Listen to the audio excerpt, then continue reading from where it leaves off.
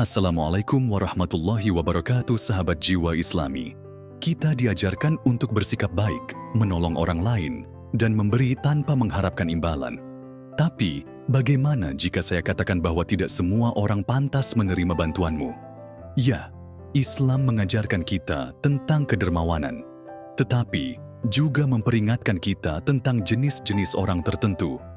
Mereka yang memanfaatkan, menipu, atau bahkan menggunakan kebaikanmu untuk melawanmu.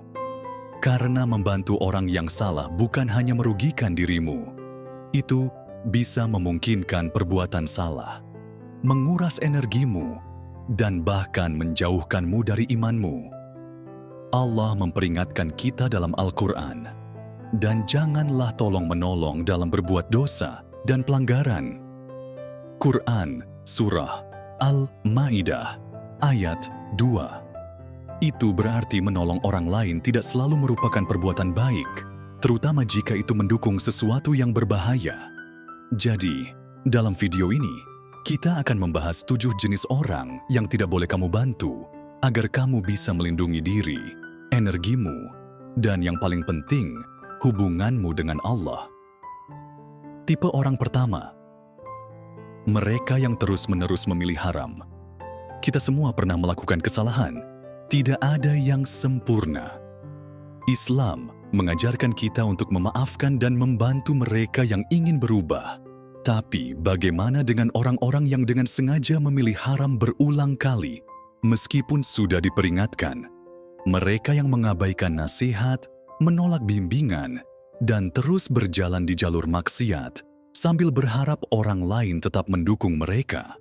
Membantu seseorang untuk bertaubat dan berubah adalah perbuatan baik.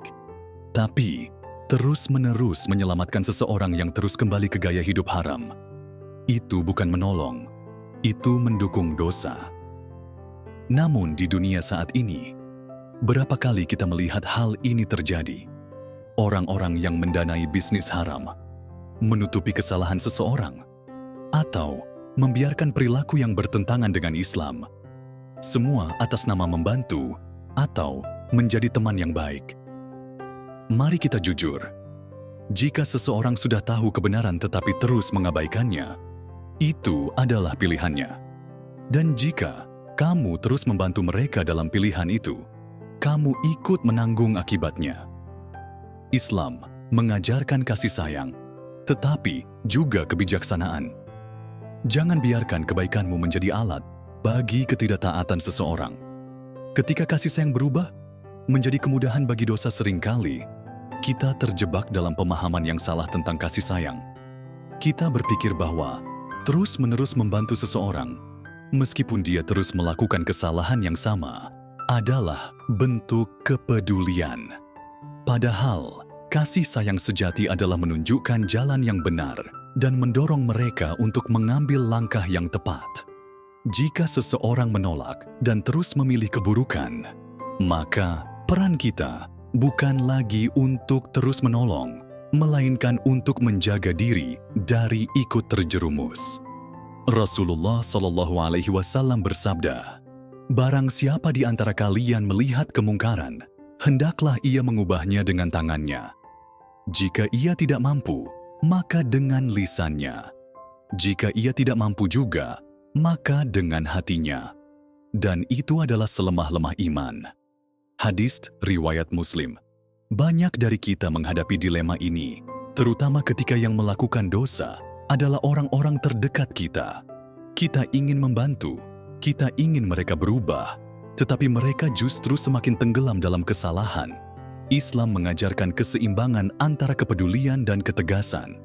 Jika peringatan kita tidak lagi dihiraukan, maka menjauh dari mereka bukan berarti kita berhenti peduli, tetapi kita melindungi diri sendiri dari pengaruh buruk. Konsekuensi dari mendukung keburukan. Seseorang yang terus-menerus memilih haram bukan hanya merugikan dirinya sendiri, tetapi juga orang-orang di sekitarnya. Jika kita terus menoleransi perilaku buruk mereka, maka kita menjadi bagian dari sistem yang mendukung dosa. Rasulullah SAW bersabda, "Barang siapa menyerupai suatu kaum, maka ia termasuk bagian dari mereka.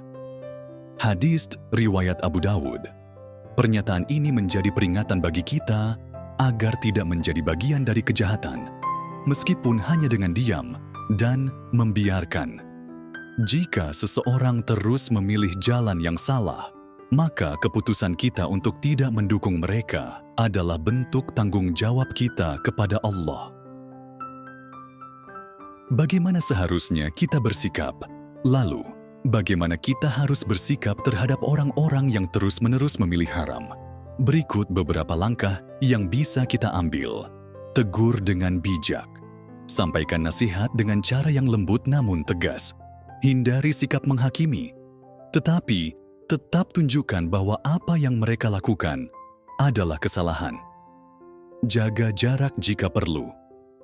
Jika mereka tidak mau berubah dan malah mempengaruhi kita, menjauh bisa menjadi pilihan terbaik. Ini bukan berarti memutuskan silaturahmi, tetapi menghindari keterlibatan dalam dosa mereka.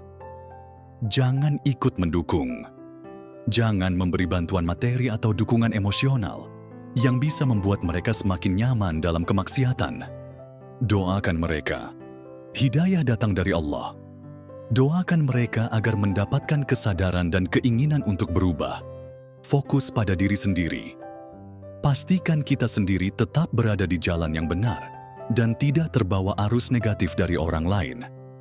Kita tidak bisa mengubah seseorang yang tidak mau berubah. Kita hanya bisa mengingatkan, mendoakan, dan memberikan contoh yang baik. Jika seseorang terus-menerus memilih haram, meskipun sudah diperingatkan, maka tanggung jawab kita adalah menjaga diri sendiri dari keterlibatan dalam dosa mereka. Islam mengajarkan kasih sayang, tetapi juga batasan yang jelas terhadap keburukan. Jangan sampai kebaikan kita dimanfaatkan untuk hal yang bertentangan dengan ajaran Allah. Sebab pada akhirnya, setiap orang bertanggung jawab atas pilihannya sendiri di hadapan Allah. Tipe orang kedua, mereka yang menolak bertanggung jawab atas perbuatannya. Kita semua pasti mengenal seseorang seperti ini. Orang yang selalu menyalahkan orang lain atas kesalahannya, tidak pernah mau mengakui perbuatannya, dan selalu berharap ada orang lain yang menyelesaikan masalahnya. Tidak peduli seberapa sering kamu membantu mereka, mereka tidak pernah berubah. Sebaliknya, mereka terus mengulangi kesalahan yang sama karena mereka tahu akan selalu ada orang yang memperbaiki semuanya untuk mereka. Islam mengajarkan kita untuk menolong mereka yang benar-benar membutuhkan, tetapi juga memperingatkan kita agar tidak mendukung sikap tidak bertanggung jawab. Membantu seseorang yang menolak belajar dari kesalahannya bukanlah kebaikan. Itu hanya memperkuat kebiasaan buruk mereka. Rasulullah Shallallahu Alaihi Wasallam bersabda, seorang mukmin tidak akan jatuh ke dalam lubang yang sama dua kali. Hadis riwayat Bukhari dan Muslim. Ini berarti orang yang bijak belajar dari pengalaman.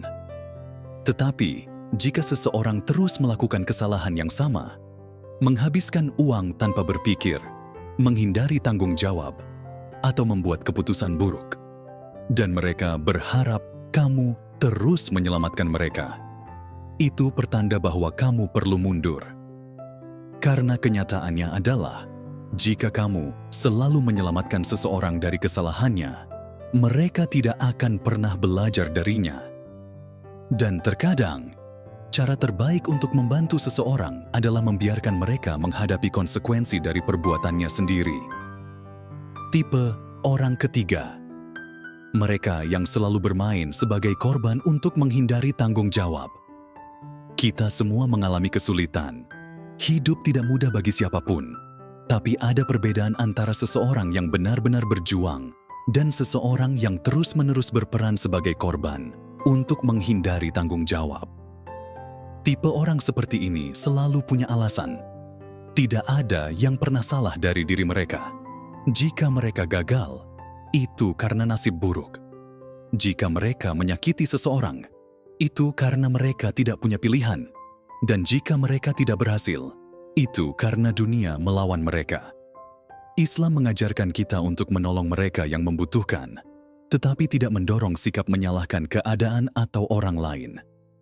Seseorang yang menolak bertanggung jawab atas tindakannya sendiri tidak akan pernah berubah, karena mereka tidak merasa mereka adalah masalahnya. Rasulullah Shallallahu Alaihi Wasallam bersabda, "Ikatlah untamu terlebih dahulu, kemudian bertawakallah kepada Allah." Hadis riwayat Tirmidzi. Ini berarti Islam mendorong tindakan nyata, bukan sekadar alasan, tetapi orang yang selalu merasa menjadi korban tidak mengambil tindakan. Mereka hanya berharap orang lain menyelesaikan masalah mereka, sementara mereka terus mengeluh. Tanyakan pada dirimu sendiri, apakah mereka benar-benar mencari bantuan atau hanya mencari alasan untuk tetap berada dalam situasi yang sama? Karena terkadang, cara terbaik untuk menolong seseorang adalah dengan berhenti mendukung alasan-alasan mereka. Tipe orang keempat. Orang yang menggunakan bantuanmu untuk melanjutkan kesalahannya. Membantu seseorang seharusnya menjadi perbuatan baik, bukan? Tidak selalu. Ada kalanya, niat baik, kita justru menjadi alat bagi orang lain untuk terus berbuat salah. Jika orang yang kamu bantu menggunakan bantuan itu untuk menyakiti orang lain, melakukan ketidakadilan, atau bahkan melanggar prinsip Islam, maka kamu bukan sedang menolong, kamu sedang berpartisipasi dalam kesalahannya. Pikirkan ini, jika seseorang meminta bantuan, tetapi kamu tahu bahwa mereka akan menggunakannya untuk berbohong, menipu, atau merugikan orang lain, apakah itu masih menjadi amal baik? Bagaimana jika kamu justru menutupi kesalahan seseorang daripada menegurnya? Apakah itu bentuk kepedulian atau justru ketidaktegasan yang berakibat pada semakin parahnya kesalahan yang ia lakukan? Menolong atau ikut andil dalam kesalahan? Dalam kehidupan sehari-hari, kita sering dihadapkan pada dilema moral. Mungkin ada teman yang meminta bantuan finansial, tetapi kita tahu uang itu akan digunakan untuk sesuatu yang tidak baik, seperti berjudi atau membeli barang haram. Atau mungkin kita diminta menjadi saksi untuk menutupi kebohongan seseorang. Dalam situasi seperti ini, kita harus bertanya pada diri sendiri, apakah bantuan kita benar-benar akan membawa manfaat atau justru akan menjadi sebab bertambahnya kemungkaran? Dalam Islam, ada konsep yang disebut al-ma'ruf, perbuatan baik, dan al-munkar, perbuatan buruk. Seorang muslim tidak boleh membantu perbuatan mungkar meskipun niat awalnya adalah membantu seseorang. Jika bantuan kita justru membuat seseorang semakin terjerumus dalam keburukan, maka kita telah melakukan dosa. Rasulullah Shallallahu Alaihi Wasallam bersabda, "Tolonglah saudaramu, baik dia seorang yang menzalimi maupun yang dizalimi." Para sahabat bertanya, "Wahai Rasulullah, kami paham membantu jika dia dizalimi, tetapi bagaimana kami bisa membantunya jika dia seorang yang menzalimi?" Rasulullah Shallallahu Alaihi Wasallam menjawab, dengan mencegahnya dari menzalimi orang lain. Hadis riwayat Bukhari dan Muslim. Hadis ini menegaskan bahwa menolong orang yang berbuat salah bukan berarti mendukungnya, tetapi dengan mengingatkannya dan mencegahnya dari terus melakukan kezaliman. Tanggung jawab dalam memberikan bantuan Allah Subhanahu wa Ta'ala berfirman dalam Al-Quran, "Dan tolong-menolonglah kamu dalam mengerjakan kebajikan dan takwa, dan jangan tolong-menolong dalam perbuatan dosa dan permusuhan." Quran Surah Al-Ma'idah ayat 2. Ayat ini menegaskan bahwa menolong haruslah dalam kebaikan, bukan dalam keburukan. Maka, sebelum memberikan bantuan, kita harus menimbang apakah bantuan itu akan membawa manfaat yang hakiki atau justru akan membuat seseorang semakin terjerumus dalam kesalahan. Contoh dalam kehidupan nyata, membantu seseorang yang korupsi. Jika kita mengetahui bahwa seorang teman bekerja di posisi yang menyalahgunakan wewenang dan meminta kita untuk menutupi perbuatannya, maka membantu dia bukanlah bentuk kebaikan, melainkan ikut serta dalam kejahatan. menutupi kesalahan seseorang yang terus mengulanginya. Jika seseorang berbohong dan meminta kita untuk mendukung kebohongannya, kita bukan hanya membantunya, tetapi juga mendukung keburukan. Memberikan pinjaman uang untuk tujuan buruk.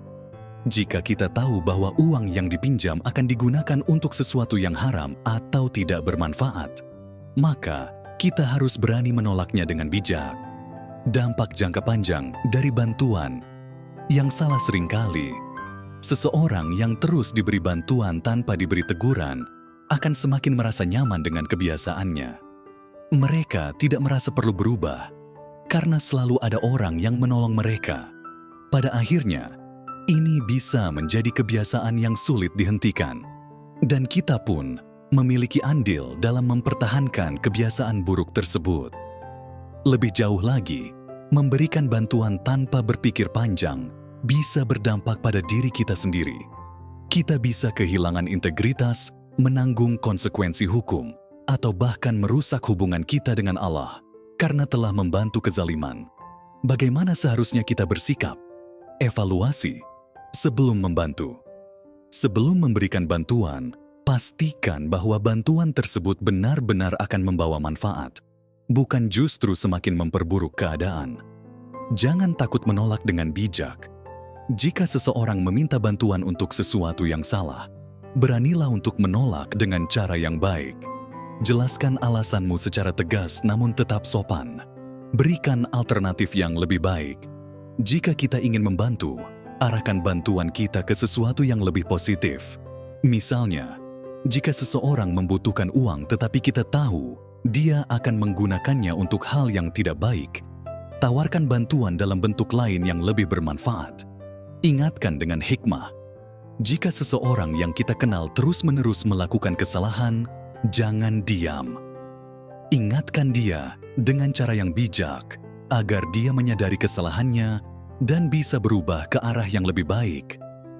Jangan biarkan perasaan kasihan mengalahkan kebenaran.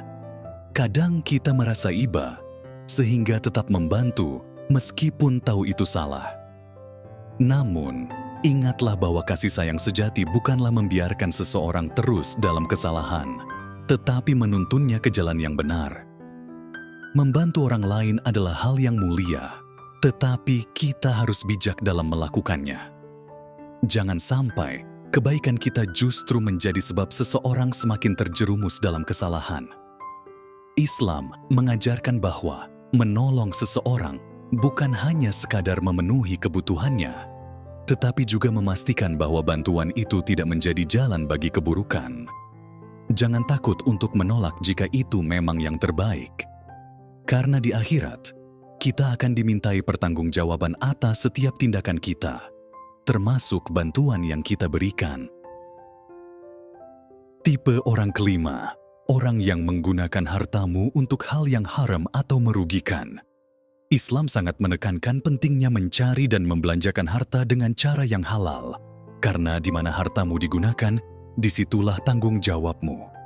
Rasulullah SAW mengajarkan bahwa keberkahan rezeki tidak hanya berasal dari bagaimana kita mendapatkannya, tetapi juga bagaimana kita membelanjakannya. Oleh karena itu, sebagai seorang Muslim, kita harus berhati-hati dalam memberikan atau membiarkan harta kita digunakan untuk hal-hal yang bertentangan dengan ajaran Islam. Banyak orang memberikan bantuan finansial tanpa mempertanyakan kemana uang itu akan digunakan.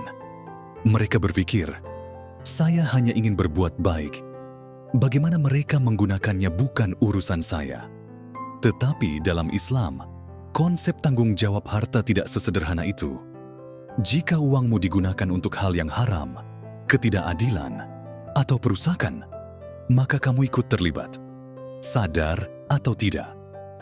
Rasulullah SAW bersabda, tidak akan bergeser kedua kaki seorang hamba pada hari kiamat sampai ia ditanya tentang 5 perkara. Tentang umurnya untuk apa ia habiskan, tentang masa mudanya untuk apa ia gunakan, tentang hartanya dari mana ia peroleh dan kemana ia belanjakan, serta tentang ilmunya bagaimana ia amalkan. Hadis riwayat Tirmidzi. Allah memperingatkan dalam Al-Quran, "Dan janganlah kamu menghambur-hamburkan hartamu secara boros. Sesungguhnya orang-orang yang boros itu adalah saudara setan." Quran Surah Al-Isra ayat 27. Bentuk penyalahgunaan harta di zaman sekarang. Pikirkan bagaimana ini terjadi di zaman sekarang.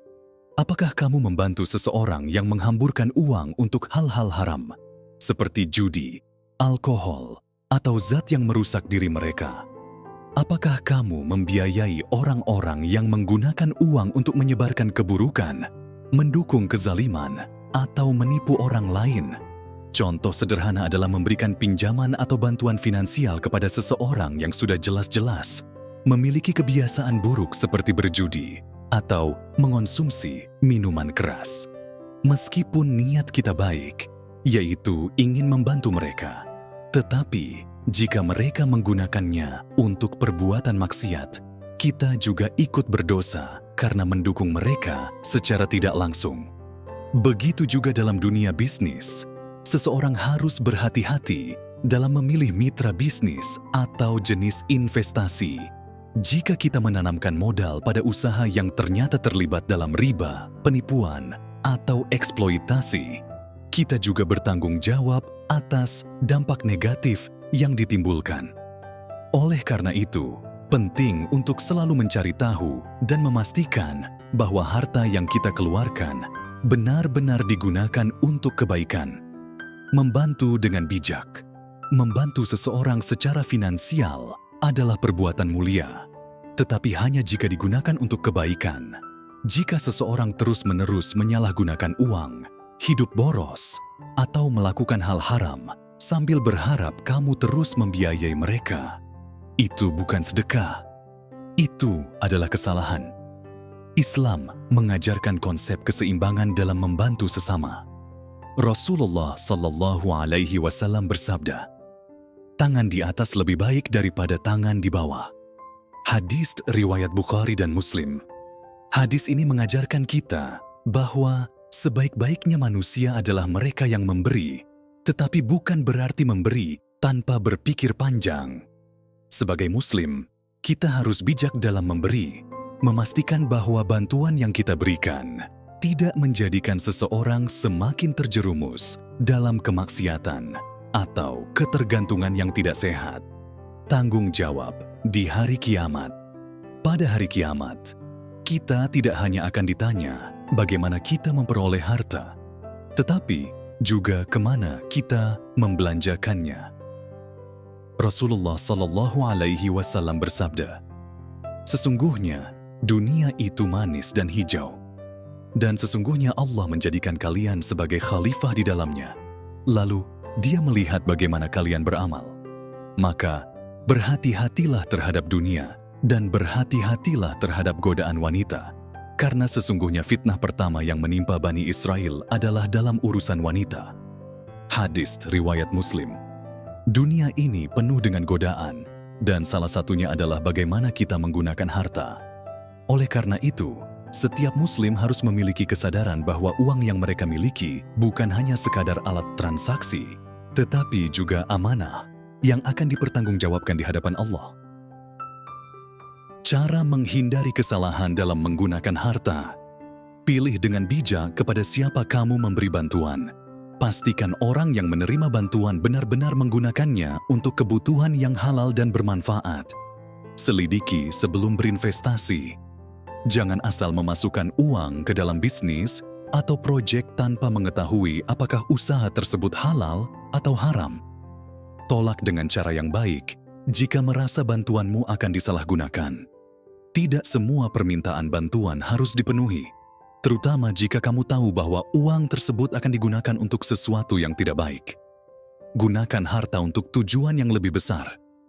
Daripada memberikan uang kepada seseorang yang boros, lebih baik gunakan harta untuk membangun sesuatu yang bermanfaat bagi banyak orang, seperti mendukung pendidikan, membangun masjid, atau membantu orang-orang yang benar-benar membutuhkan. Berdoa dan memohon petunjuk kepada Allah. agar selalu diberikan kebijaksanaan dalam membelanjakan harta, agar apa yang kita keluarkan mendatangkan keberkahan, bukan justru membawa dosa. Islam mengajarkan kita untuk bertanggung jawab atas harta yang kita miliki. Jangan sampai niat baik kita dalam membantu seseorang justru berujung pada dosa, karena mereka menyalahgunakan bantuan tersebut. Sebelum memberikan bantuan finansial, tanyakan pada dirimu, apakah kamu benar-benar membantu atau justru membiayai sesuatu yang merugikan? Jadilah muslim yang cerdas dalam mengelola harta. Pastikan setiap rupiah yang keluar dari kantong kita membawa manfaat, bukan mudarat. Karena pada akhirnya, semuanya akan kembali kepada kita di akhirat kelak. Tipe orang keenam, orang yang menyebarkan fitnah, kerusakan, dan perpecahan. Islam sangat menekankan bahaya fitnah, perpecahan, dan keburukan. Ada orang-orang yang tidak sekadar melakukan kesalahan, tetapi sengaja menciptakan masalah, menyebarkan rumor, dan menikmati melihat orang lain bertengkar. Jika kamu tidak berhati-hati, kamu bisa saja tanpa sadar membantu mereka melakukannya. Mereka adalah orang-orang yang memecah belah keluarga, merusak persahabatan, dan menciptakan kekacauan dimanapun mereka berada. Mereka berpura-pura polos, seolah hanya berbagi informasi atau memberi nasihat. Tetapi sebenarnya, kata-kata mereka dirancang untuk memecah belah, bukan menyatukan. Allah memperingatkan dalam Al-Quran, dan janganlah kamu berbuat kerusakan di bumi setelah Allah memperbaikinya. Quran Surah Al-A'raf ayat 56. Artinya, seseorang yang menyebarkan kebencian, memprovokasi konflik, atau menikmati drama, bukan hanya merugikan orang lain, tetapi juga melakukan dosa besar. Dampak buruk fitnah dalam kehidupan sosial. Fitnah tidak hanya menyebabkan perselisihan antar individu, tetapi juga merusak komunitas dan masyarakat secara keseluruhan. Satu rumor kecil dapat memicu kebencian yang berkepanjangan, menyebabkan permusuhan, bahkan menghancurkan hubungan baik yang telah dibangun selama bertahun-tahun. Itulah mengapa Islam sangat menekankan bahaya lisan yang tidak terkontrol. Rasulullah SAW bersabda, tidak akan masuk surga orang yang suka mengadu domba. Hadis riwayat Bukhari dan Muslim. Perkataan ini menjadi peringatan keras bahwa menyebarkan kebohongan dan provokasi tidak hanya membawa dampak di dunia, tetapi juga menjadi penghalang menuju kebahagiaan akhirat. Bagaimana menghadapi penyebar fitnah? Jangan terburu-buru percaya. Sebelum menyebarkan atau menanggapi sebuah informasi, pastikan kebenarannya. Jangan mudah termakan gosip atau provokasi. Jangan ikut menyebarkan. Jangan menjadi bagian dari rantai penyebar fitnah. Jika informasi itu tidak bermanfaat dan hanya merusak, lebih baik diam. Hadapi dengan bijak. Jika kamu tahu seseorang suka menyebarkan fitnah, tegur dengan cara yang baik. Jika mereka tidak berubah, lebih baik menjaga jarak. Perkuat iman dan ketakwaan. Orang yang dekat dengan Allah lebih sulit terpengaruh oleh provokasi dan godaan fitnah. Perbanyak doa agar terhindar dari pengaruh buruk mereka. Jauhi mereka jika diperlukan. Jika seseorang terus-menerus menciptakan masalah dan merusak hubungan, menjauhlah, karena suatu hari mereka bisa saja menggunakan energi yang sama untuk menjatuhkanmu. Penyebar fitnah adalah sumber dari banyak permasalahan dalam kehidupan sosial. Mereka bisa merusak hubungan baik, memprovokasi konflik, dan menyebarkan kebencian dengan kata-kata mereka. Allah dan Rasul-Nya telah memperingatkan kita tentang bahaya orang-orang seperti ini. Jika kita ingin menjaga diri dan lingkungan dari kerusakan, maka kita harus berhati-hati dalam bergaul, menyaring informasi, dan tidak mudah terprovokasi. Dengan begitu, kita bisa membangun kehidupan yang lebih damai dan harmonis. Tipe orang ketujuh, orang yang mengkhianati kepercayaan dan terus menyakiti orang lain. Kepercayaan adalah salah satu nilai paling sakral dalam Islam. Ketika seseorang mempercayakan sesuatu padamu, itu adalah tanggung jawab yang harus dijaga.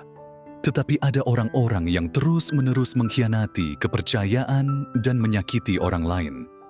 Mereka adalah orang-orang yang mengatakan satu hal tetapi melakukan hal lain, yang membuat janji tetapi tidak pernah berniat menepatinya, dan yang berulang kali menyakiti orang lain tanpa rasa penyesalan. Islam mengajarkan bahwa membantu orang lain adalah perbuatan mulia. Tetapi jika seseorang terus-menerus mengkhianati kepercayaan dan merugikan orang lain, membantu mereka hanya akan membuat mereka semakin berani dalam kesalahannya. Jangan biarkan kebaikan hatimu dimanfaatkan oleh orang-orang yang tidak menghargainya. Sebab, dalam Islam, kebaikan harus disertai dengan kebijaksanaan. Nabi Muhammad SAW bersabda, "Tanda-tanda orang munafik ada 3. Jika berbicara, ia berdusta. Jika berjanji, ia mengingkari. Dan jika diberi amanah, ia berkhianat." Sekarang pikirkan, berapa banyak orang yang terus memberi kesempatan kepada mereka yang tidak pantas menerimanya? Berapa banyak orang yang terus memaafkan seseorang yang hanya memanfaatkannya? Berapa kali kita membenarkan tindakan seseorang padahal kita tahu mereka akan mengulanginya lagi? Islam mengajarkan kasih sayang, tetapi juga mengajarkan keadilan. Jika seseorang terus-menerus mengkhianati kepercayaanmu dan menyakiti dirimu atau orang lain, maka terus membantunya bukanlah kebaikan. Itu adalah kesalahan. Karena seseorang yang tidak memiliki kesetiaan hari ini tidak akan ragu untuk mengkhianatimu besok. Maka tanyakan pada dirimu, apakah aku sedang membantu seseorang yang benar-benar ingin berubah menjadi lebih baik? Ataukah aku membantu seseorang yang terus mengulangi pengkhianatan yang sama karena tahu mereka akan dimaafkan? Karena pada akhirnya, memaafkan adalah kebajikan. Tetapi mempercayai orang yang terus-menerus menyakiti orang lain adalah kelemahan. Saudaraku yang terkasih, membantu orang lain adalah kebajikan dalam Islam. Ini adalah salah satu bentuk ibadah terbesar yang mendekatkan kita kepada Allah. Namun, membantu tanpa kebijaksanaan terkadang dapat menyebabkan lebih banyak kerusakan daripada kebaikan. Islam tidak mengajarkan kita untuk meninggalkan mereka yang membutuhkan. Sebaliknya, kita dianjurkan untuk mendukung, mengangkat, dan membimbing mereka menuju kebaikan. Namun, Islam juga mengajarkan kita untuk membantu dengan cara yang benar-benar bermanfaat, bukan dengan cara yang justru memungkinkan kejahatan terus berlanjut. Allah berfirman dalam Al-Quran, "Dan tolong-menolonglah kamu dalam kebajikan dan ketakwaan, tetapi jangan tolong-menolong dalam dosa dan pelanggaran." Quran Surah Al-Ma'idah ayat 2. Ini berarti bahwa kebaikan kita tidak boleh digunakan sebagai alat untuk mendukung kejahatan. Kita dianjurkan untuk memaafkan, memberi kesempatan, dan bersikap penuh kasih sayang. Tetapi kita juga diajarkan untuk melindungi diri dari dimanfaatkan, dari mendukung ketidakadilan, dan dari memungkinkan keburukan terus berlanjut. Nabi Muhammad SAW adalah manusia yang paling penyayang, tetapi beliau juga bijaksana dan tegas dalam menghadapi kebohongan, pengkhianatan, dan ketidakadilan. Jadi, sebelum membantu seseorang, tanyakan pada diri sendiri, apakah bantuanku benar-benar memberi manfaat? Atau justru memungkinkan kebiasaan buruk berlanjut? Apakah aku membantu dalam sesuatu yang bertentangan dengan ajaran Islam? Apakah orang ini benar-benar tulus dalam niatnya? Atau hanya memanfaatkan kebaikanku? Jika pesan ini menyentuh hatimu, tuliskan, "Ya Allah, anugerahkan aku kebijaksanaan dalam kebaikanku," di kolom komentar. Kata-katamu mungkin menginspirasi orang lain untuk merenungkan bagaimana mereka membantu sesama. Dan jangan lupa, menekan tombol like dan subscribe tidak memerlukan biaya. tetapi dapat membantu kami terus menyebarkan pengingat yang mendekatkan kita kepada Allah. Semoga Allah membimbing kita semua, menjadikan kita sumber kebaikan bagi orang lain, dan melindungi kita dari keburukan. Amin. Wassalamualaikum warahmatullahi wabarakatuh.